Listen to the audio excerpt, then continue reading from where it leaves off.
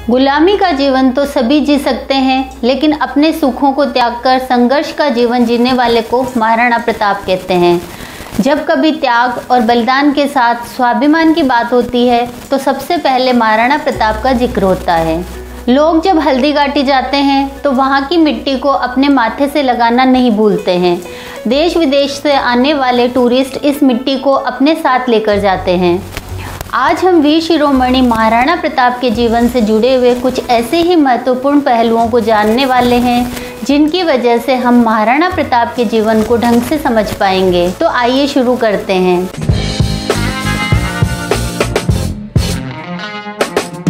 महाराणा प्रताप का जन्म 9 मई 1540 यानी विक्रम संवत 1597 को ज्येष्ठ शुक्ल तृतीया के दिन कुंभलगढ़ के दुर्ग में हुआ था।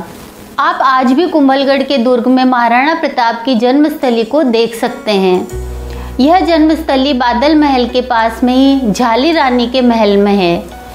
महाराणा उदय सिंह के 25 बेटे और 20 बेटियां थीं, जिनमें कुंवर प्रताप सबसे बड़े पुत्र थे। प्रताप की माता का नाम जयवंता बाई था।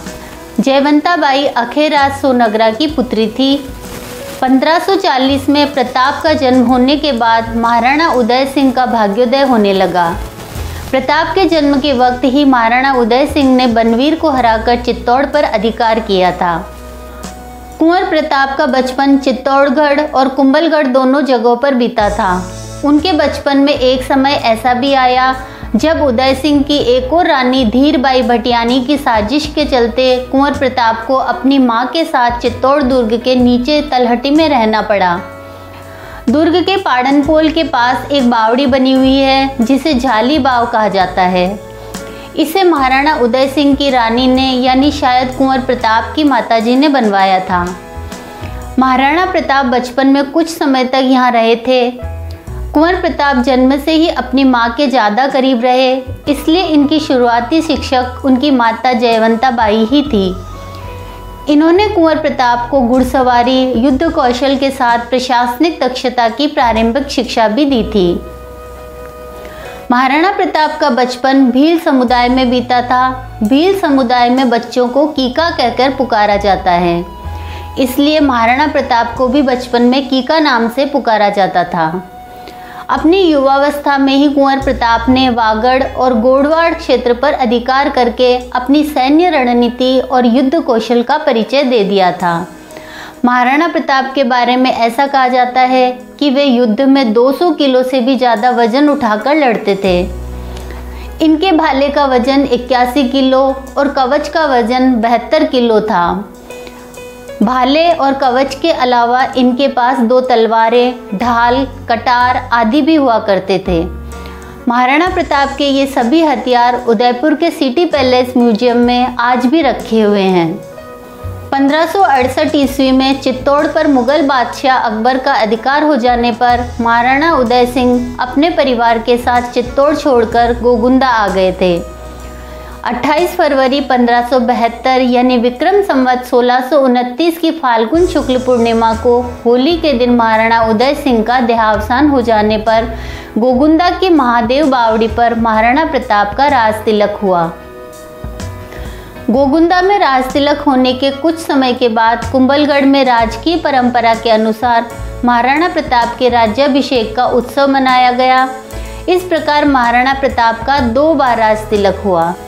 जब अकबर ने महाराणा प्रताप को उसकी अधीनता स्वीकार करने का प्रस्ताव भेजा तो महाराणा प्रताप ने मना कर दिया, जिसका नतीजा हल्दी घाटी के युद्ध के रूप में सामने आया।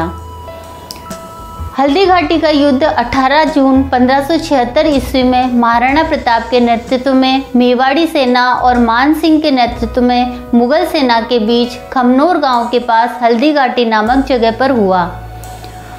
हल्दी घाटी के युद्ध में दोनों तरफ के हजारों सैनिक मारे गए। युद्ध भूमि में रक्त का तालाब भर गया, जिस वजह से हल्दी घाटी की युद्ध भूमि को रक्त तलाई के नाम से जाना जाता है। हल्दी घाटी के युद्ध में महाराणा प्रताप के प्रिय घोड़े चेतक ने महाराणा प्रताप सहित 22 फीट के नाले को एक छलांग में पार करने के बाद दम तोड़ दिया। चेतक की मृत्यु पर महाराणा प्रताप बहुत दुखी हुए। हल्दी घाटी के युद्ध को अबुल फजल ने खमनोर का युद्ध, बदायूनी ने गोगुंदा का युद्ध और कर्नल जेम्स टॉड ने इसे हल्दी घाटी का युद्ध कहा। कर्नल जेम्स टॉड ने हल्दी घाटी को मेवाड़ की थर्मोपल्ली कहा है। हल्दी घाटी के युद्ध के बाद महाराणा प्रताप और अकबर की मुगल सेना के बीच लगातार संघर्ष चलता रहा। महाराणा प्रताप अपनी छापामार युद्ध नीति से इनका मुकाबला करते रहे।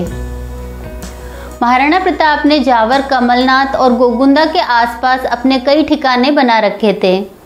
इन ठिकानों में से गोगुंदा के पास मायरा की गुफा महाराणा प्रताप के शस्त्रागार के रूप में प्रसिद्ध है। अकबर से संघर्ष के दिनों में महाराणा प्रताप को जंगल में रहना पड़ा। कहते हैं कि जंगल में इनके परिवार को घास की रोटियां तक खानी पड़ी। 1582 ईस्वी में विजयादशमी के दिन महाराणा प्रताप और दिवेर के मुगल थाने के मुखिया सुल्तान खान की सेना के बीच दिवेर का युद्ध हुआ। कहते हैं कि इस युद्ध में महाराणा प्रताप ने तलवार के एक ही वार से बहलोल खान को उसके घोड़े सहित चीर डाला था। कर्नल जेम्स टॉड ने इस युद्ध को मेवाड़ का मैराथन कहा है। दिवेर के युद्ध के बाद महाराणा प्रताप ने 1585 ईस्वी तक 56 के पहाड़ी क्षेत्र पर अधिकार करके चावंड को अपनी तीसरी राजधानी बनाया। चावंड से पहले गोगुंदा और कुंभलगढ़ दोनों मेवाड़ की शक्ति के केंद्र थे। महाराणा प्रताप ने अपने जीवन के अंतिम 12 वर्ष चावंड में ही काटे। इन 12 वर्षों में कोई युद्ध नहीं हुआ, जिसकी वजह से कला और साहित्य का विकास हुआ।